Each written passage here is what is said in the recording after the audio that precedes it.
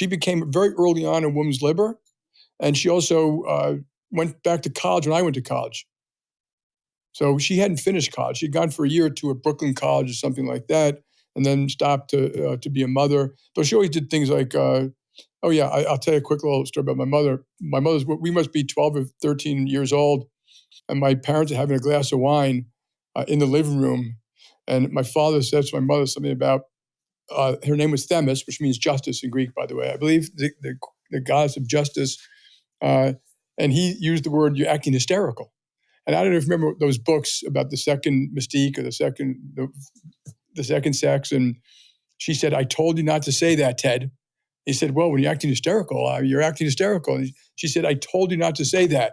And he said it one more time, and she walked up to him and took her wine in his face and left the room. And he was in shock. And the three boys, we've never seen anything like that, not in my house. And now, of course, the three of us were like, the revolution has begun, because he was the boss. Like, just you. And it was like, we're going to overthrow the king.